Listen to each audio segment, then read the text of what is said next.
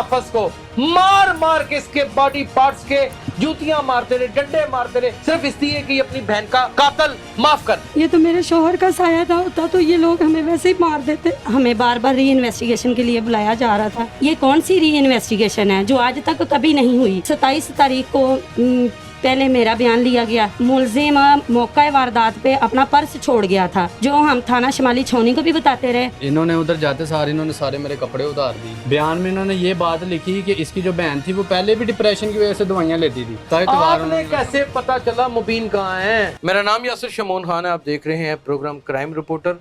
नाज़रीन, इस वक्त मैं एक ऐसे जुल्म और बर्बरियत की दास्तान के दरमियान में खड़ा हूँ जिसमें एक माँ मुसलसल तकरीबन 1 साल से पिसती चली जा रही है, कभी गमों के अंदर, कभी बछोड़े के अंदर, और कभी जुदाई के अंदर, और कभी पुलिस के हाथों ज़ख्मी होती है। इसके साथ हुआ क्या, मामला क्या हुआ, बताता चला जाऊँ। फ़िज़ा नामी लड़की है, आज से 1 साल पहले इसी बेडरूम में जहाँ पर हम बैठे हुए हैं उसका शोहर रात को उसको कत्ल कर देता है।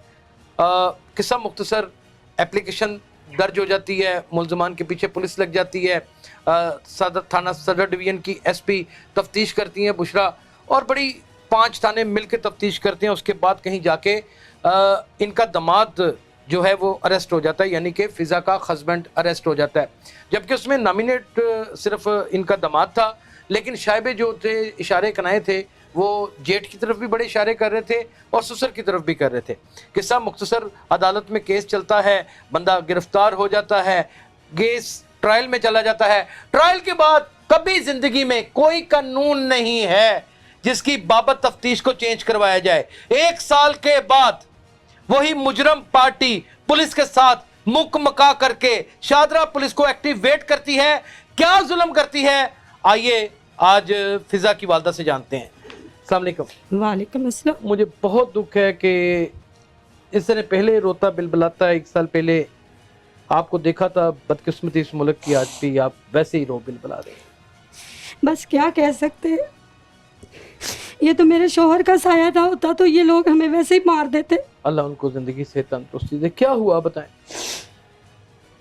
हमें बार बार री इन्वेस्टिगेशन के लिए थाना शादरा में बुलाया जा रहा था। नाज़रीन, यहाँ पर मैं बात करता कलामी करने की जसारत करूँगा। इनके साथ जुल्म क्या क्या हुए हैं, इनके बेटे के साथ, मुबीन के साथ, पढ़े लिखे नौजवान के साथ जो एक हाफिज भी है, क्या क्या जुल्म इचरा पुलिस ने किए हैं, ये सुनने का हौसला पैदा कर लीजिएगा। हमें बार बार री इन्वेस्टिगेशन के लिए बुलाया जा रहा था। मेरे शोहर कहते कि मैंने कहा आप ना इलाका मजिस्ट्रेट से इजाज़त ले लें, हमने आउट ऑफ बीट में जाना है। कहते यार डीएसपी बहुत अच्छा है, मेरिट पे फैसला करेगा, कोई मसला नहीं है, आप जाएं, हम हैं ना देखने के लिए। मैं और मेरे हस्बैंड गए हैं, फिर मेरा बेटा और मेरे हस्बैंड गए हैं, फिर मेरा बेटा और मैं गए हैं। फिर ये 27 तारीख को हमारी फाइनल मीटिंग थी, दोनों पार्टियों को अपोजिट करना था, डीएसपी शाहिद थाना शादरा ने।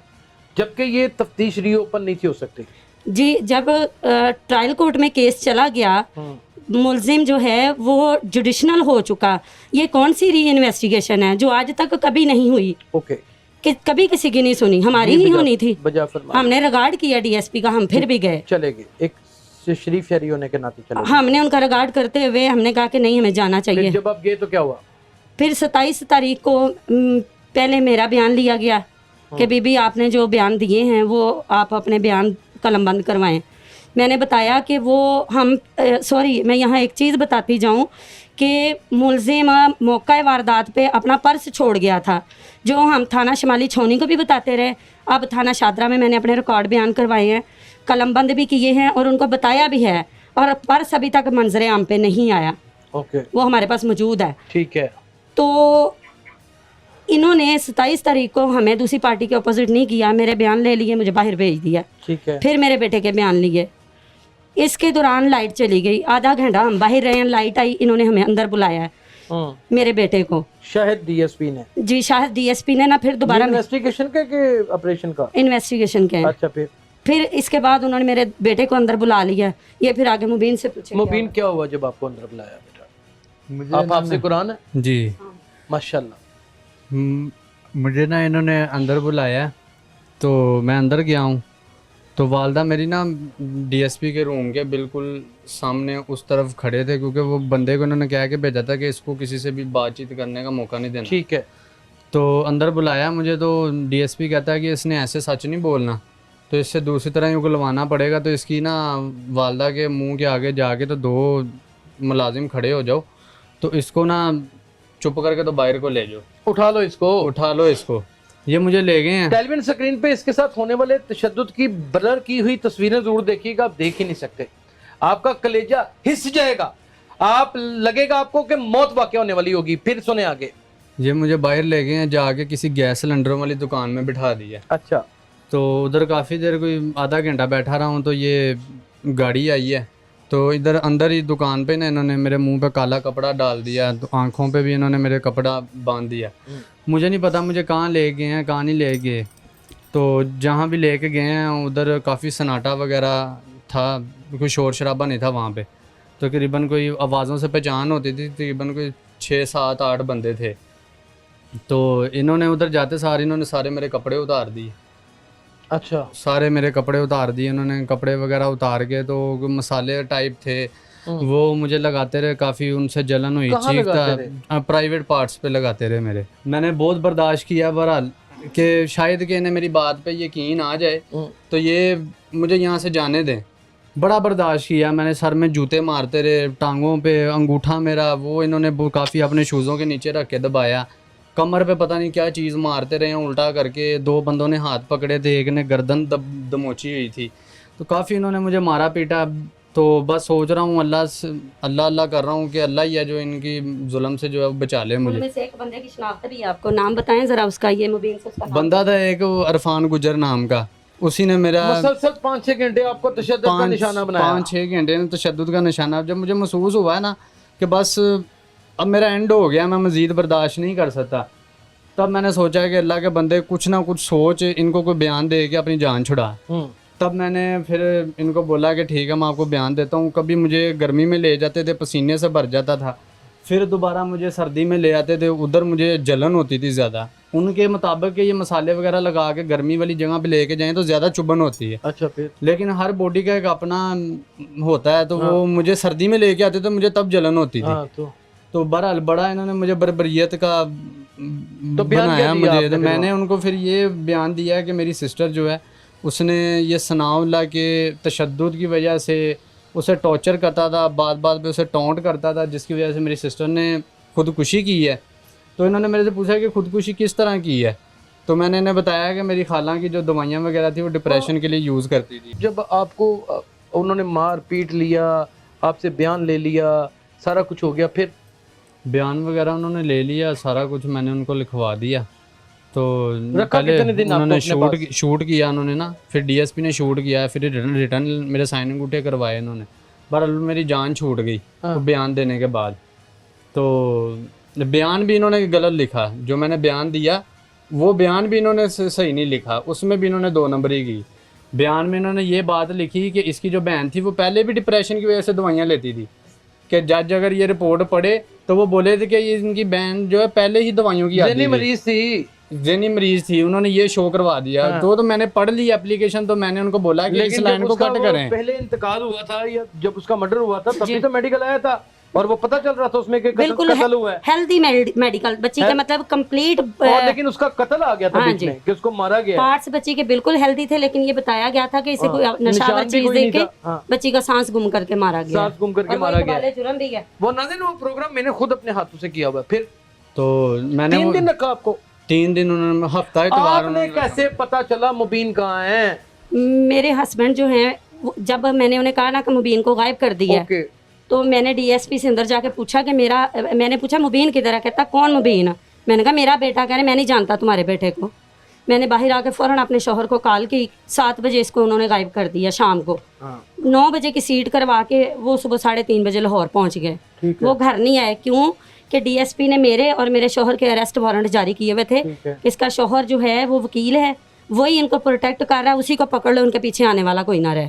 हमने सुलहनामा लिखवाना है। उसके भी उन्होंने वारंट गिरफ्तारी निकलवा ली है। हाँ जी, जबकि जो वकील केस कंटेस्ट, सीनियर वकील है वो सुप्रीम कोर्ट का। हाँ जी, जबकि कानून ये कहता है कि जो वकील केस कंटेस्ट कर रहा हो उसे कोई कानून अरेस्ट नहीं कर सकता।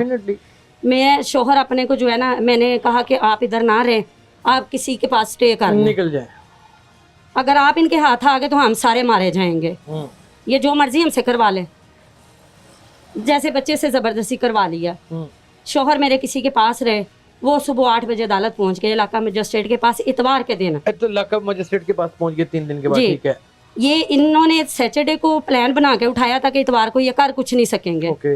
लेकिन वो सीनियर वकीलों ने सारे रास्ते आते उन्हें इतवार वाले दिन ही बच्चे की बाजियाबी के ऑर्डर जारी करवा लिए। ठीक है। इलाका मजिस्ट्रेट हमारे इरफान साहब हैं, उन्होंने ऑर्डर जारी किए, उसमें साथ मेरी भी प्रोटेक्शन जो है ना वो भी मेंशन करवाई कि मेरी बीवी, आपकी भी, ठीक है। हाँ जी, ताकि मेरी बीवी को भी तहफ़्फ़ुज़ दिया जाए। फिर मेरे शोहर ने मुझे कहा कि वहाँ बोलना नहीं कुछ भी, मैं वापस जा रहा हूँ, मैं अपनी जाके बेल कराता हूँ, आप डीएसपी के मत्थे लग जाएं अब। ओके, और ऑर्डर तब तक नहीं देने जब तक वो अपने मुंह से कुछ ना बोल ले। ठीक है। मैं गई हूँ तो कहता है कि बीबी तुम्हारे बेटे ने जो है वो एक बाल जुर्म हो गया है, हमने वीडियो बना ली है। लितर मार मार के कुट कुट के? नहीं, उसने ऐसा कुछ नहीं कहा। हाँ। उसने कहा कि आपका बेटा बाल जुर्म हो गया है, तो उसने कहा कि मेरा बाप, मेरी माँ और मैं, हम तीनों शामिल थे, हमने जानबूझ के अपनी बहन को कत्ल कर दिया गुस्से में आके। जबकि आपने ये बयान नहीं दिया। मैंने ये बयान दिया ही नहीं है। ठीक है। अब मैंने डीएसपी से कहा कि सर मेरी बात सुने, अगर बच्चे ने बयान दिए हैं तो मुबीन सामने लेके आए। हाँ। नहीं वो भी आ जाएगा, अब वीडियो है हमारे पास। मैंने कहा वही दिखा दे। कह रहे बीबी हूँ तू इंज मनना है कि तू छितरा ना मनना है। मैंने कहा सर मेरी ये बात। डीएसपी शाहिद ने कहा? जी। आपके पास उसका नंबर है? जी, मेरे बेटे के पास नहीं, मेरे हस्बैंड के पास है। अच्छा, फिर? मैंने कहा सर जूते मारे आप हमारे बनते हैं, क्योंकि हमारी बेटी जो मरी है, ठीक है। जिसका भी को मर जाता है उसको जूते पड़ते ही हैं, ठीक है। हम कौन से पहले हैं। कहता बीबी मैनू लगता है कि तू सीधी तरह नहीं मनना। अच्छा चल मैं तेन एक ऑफर देना, ले ले चंगी रहेगी। मैंने कहा सर क्या ऑफर देना चाहेंगे आप मुझे बताएं। कहते यहाँ तो सुलहनामा लिखवा के बेटा ले लो, उनका नजायज ही 10 महीने से बच्चा बेचारा अंदर है। मैंने कहा वो बेचारा तुम्हारी बेटी जो 1 साल से जमीन बोस है वो तुम्हें नजर नहीं आती? फिर? मैंने कहा लगता है तुम्हारी बेटी कोई नहीं, तुम्हारे बेटे ही हैं, इसलिए तुम्हें किसी की बेटी का दर्द पता नहीं है। ये डीएसपी को कहा? जी, मैंने ऐसे ही बोला है। फिर? कहता है कि तू बड़ी ना डर है, तेरे डर लाने पैने हैं। मैंने कहा सर मेरी बात सुने, आप कह रहे थे कि मुझसे आप ऑफ़र ले लें, ये ऑफ़र तो मुझे कबूल नहीं है। अब दूसरी कहता है दूसरी ये है कि तुम्हें, तुम्हारे शोहर को और तुम्हारे बेटे को मैं करूँगा तीनों का चलान, मुलजिम पार्टी को मैं बनाऊँगा मुद्दई और तुम तीनों को जेल भेजूँगा। ठीक है। मैंने कहा सर आप मेरिट पे फैसला करें, हमें चलान करके जेल भेजें, हम जमानतें करा के आ जाएंगे, माफ़ीनामा हमने नहीं लिखना। ठीक है। वो इन्होंने लेडीज़ कांस्टेबल बुलाई हैं, मुझे उन्होंने अरेस्ट कर लिया, सामान मोबाइल सारा कुछ ले लिया। मैंने कहा सर आपने कल मेरी बच्ची का मेडिकल मांगा था, वो मैं लेके आई हूँ, ज़रूरी पेपर हैं ले लें।